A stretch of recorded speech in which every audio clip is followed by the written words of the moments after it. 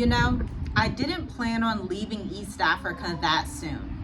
I thought that I would stay in East Africa a little longer, check out maybe Ethiopia, Kenya, possibly Rwanda. But here's the thing.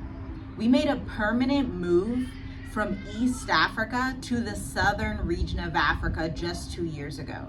And right now it's looking like that was the best decision that we could have made in advance. And I want to tell you why.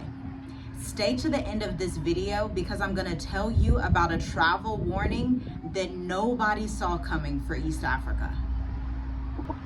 You know, sometimes life shifts in a single headline. And this is the one that caught our family off guard, and many families throughout East Africa, not just expats, but actual East Africans, especially Tanzanians. We used to live in Tanzania for about 3 years, but suddenly we felt a shift, an increase in corruption, bureaucracy, and basically foolishness that we knew would not be sustainable into their next election cycle.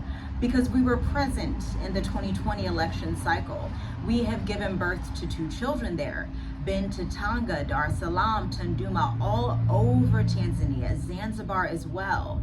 But there's a moment when we realized our family season in East Africa is permanently over, or at least for the next couple of years, at least for the next 3 to 4, possibly 5 years, because when we left to Mauritius, we originally also thought, hey, we'll just travel back to Tanzania sometimes, or go to Zanzibar, or go visit Kenya some other time, maybe just come back to the region. But we're not going to be doing that at all. In fact, I think we're just going to be hunkering down on this island of Mauritius, Africa. And this is the part that no influencer talks about. Relocation isn't just about beaches, sunsets, vlogs, although we love all those things. Check out members only, $7.99 per month to see what those look like. But it's about safety above all, infrastructure, immigration ease, the ease to do business, the ease to raise your family, or if you are of retirement age, the ease of you being able to just sit down and get into a system that makes sense for your lifestyle. If you are raising children, running a global business at the same time, these are not non-negotiables. These aren't things where you can just pretend nothing's happening. This is why in the state of the diaspora and the mature adult intensive respectively, we focus not so much on the fun cost of living and the fun opportunities. We focus on risk analysis and the strategy that you need to have in mind beforehand, before you even hop off the plane to come to the continent of Africa. You need to understand bureaucracy, immigration, different residence rules, and how global mobility works in other continents across the world. Because guess what? The moment you decide to leave America, leave Canada, leave the UK, hey, some of you leave South Africa for Mauritius because we get emails from you guys too. Before you make that decision, you need to understand global connections, global negotiations, global everything. Like, you have to understand how people in different countries move, who their allies are, who their enemies are, if there's political unrest that's going to be up on the horizon soon. If not, these are the things that have to be stated. Now listen, when a major Western government updates its advisory for a country that you live in, and that advisory moves from exercise caution to a category associated with instability, you had better pay attention, especially when the same risk tier includes nations like South Sudan, or the Congo. If you're wondering what I'm talking about, unfortunately, Canada just put out an alert. I believe it was just yesterday. And Tanzania is now included in a list of African countries that they advise their citizens in Canada do not travel to at all. Let me know down below if you heard this information. Let me know if this is new for you. Also, comment down below if you know some of the other countries on this list that I'm about to name to you, because there's about 14 of them. And whoa, before I state the obvious, A lot of people will say, oh, it's just Western fear mongering. Oh, you can't trust the West. Oh, you can't. But I'm not coming from that perspective. I'm also not coming from the perspective of trust everything the West says. Again, my one main perspective as a wife, mom, CEO, entrepreneur, mother of 5, okay, is safety. For me personally, it does not matter if the West or China or Saudi Arabia or even the people next door, the country next door, puts out a warning. For me, I would never risk any of my children's safety, their livelihood, or their life just to be somewhere that I enjoy, and I very much enjoyed East Africa. It's a beautiful region to visit. Tanzania is a beautiful country to visit, but things have been happening for the worst ever since the election that went down October 29th. Now, there are alerts coming out that the official numbers of unalived people after those protests are up towards 2,000, 3,000 people. There are images flooding social media from Tanzanians themselves who feel like their cries are not being heard, and they're all over Instagram, they're all over TikTok. All you have to do is get a simple search and you're gonna see all of it and you're gonna be disturbed. And on top of that, on December 9th, there is another protest coming in which Tanzanians themselves are saying to foreigners, leave, you don't want to be here when this happens, because allegedly it's going to be worse than the first one. This list is of 17 African countries, and it's literally going to shock you. Now, here's the underlying deal that I also want you to be aware of. America has come out saying the same thing, the UK, Australia, and so a lot of these nations are in agreement with these warnings, which means they know something that's coming that maybe the general public doesn't know. Now, a lot of people say it's the West that has a tie and a hand in it. I actually disagree with that. I think instead, for East Africa, you need to look at the Middle East. You need to look at Dubai, Saudi Arabia. These are the nations that I believe have a secret hand in it. All right, now this is from Business Insider Africa. I saved it. You know, a lot of these things you just want to save. They like hide this information for whatever reason. So Business Insider Africa. Obviously, number 1, it's South Sudan. Number 2 is Burkina Faso.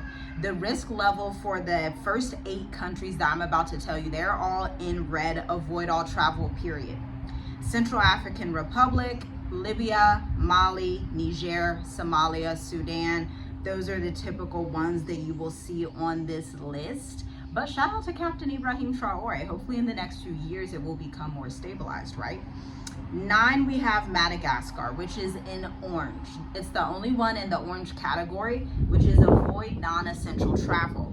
Now, we have other countries, 10 through 17, which are avoid non-essential travel as well, with regional advisories. So this is telling you avoid these countries, but also understand there are regional advisories in that specific region that country is in, so you should avoid the region altogether, or at least be aware of it. Only go for essential travel.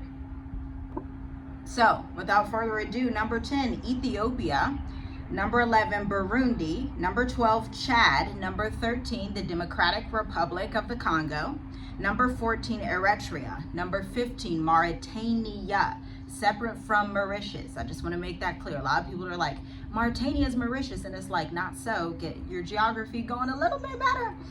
Number 16, Nigeria. Number 17, Tanzania. You know, it's so rare that you would see Tanzania on these lists. When Magufuli was in power, they did it just because they didn't like how he didn't agree with C-19. That was the main reason. But to see it on an instability risk factor due to violence in the country, due to political instability, that itself is very rare for Tanzania itself. And as we have said in previous videos, it actually culminates into the entire destabilization of the entire East African region. And so for our family, 2 years ago, Mauritius was the obvious next step. We chose not to go to Kenya. We chose not to go to South Africa. We chose not to go to Rwanda. We chose not to go to Botswana. We specifically chose Mauritius because Mauritius is different.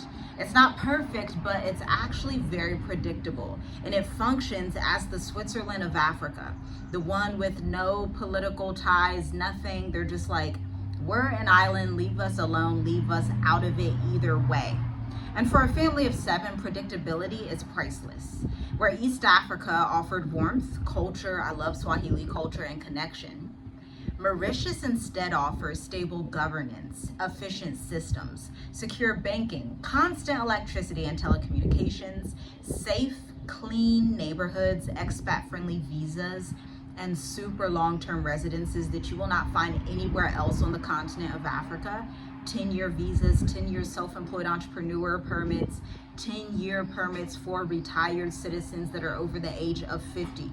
Or retired people, I should say, not citizens of Mauritius, but retired expats, people who want to retire in Mauritius. Reliable healthcare. I've been dealing with Mauritius healthcare for a little while now, and I absolutely love it. You'll see more videos about that, so you should subscribe to the channel. Top tier schools and the ease of global travel, because quite literally, if I wanted to just fly over to India or Malaysia, it's actually cheaper than flying to Kenya or Tanzania, definitely Ghana. And so the bigger picture became very, very clear. If you do not choose the right African country, if you do not choose the right country anywhere, period, where it's going to have political stability, the way Mexico just had protests popping off, that shows you, hey, there's a little bit of an upheaval that could be happening soon. Be aware of that, that you could be locked in a place that's very difficult or very expensive to get out of, and you never want to deal with that. Oh, and the cost of living in Mauritius, oh, it's remarkable, because we live in a 5-bedroom villa with a pool for $1,700 a month. Low crime, low corruption, low stress. Mauritius gave us something we hadn't felt in a long time, or ever in life, period. Breathing room. The ability to build, create, and parent without constantly scanning the horizon for what if, or bureaucracy issues, or immigration, and this, and then you gotta worry about that. Mauritius is totally different. And this is the real story behind our permanent move and decision to not visit East Africa again, or at least not for a while, not until our children are much older. We left East Africa to protect our peace, our future, our resources, our children, everything. A family can only grow in soil that's stable enough to sustain them. And for us, unfortunately, that soil was no longer East Africa. It was Mauritius, the region of the Mascarene Islands, which are made up of Madagascar, Comoros, La Réunion, Rodriguez, Maldives. There are lots of islands over here that people just don't even know exist. Some in Africa, some are territories of France, some are territories on their own and they're independent. Comoros is its own African country, very interesting place. Allegedly, they only have 1 ATM on the island. That's very interesting. I think that's kind of cool, but odd at the same time. And listen, we didn't leave just because of an advisory or because of one headline. We left because the alert confirmed something our spirit had already known 2 years in advance. It was time to move permanently. Shalom, shalom. I'll see you in the next video.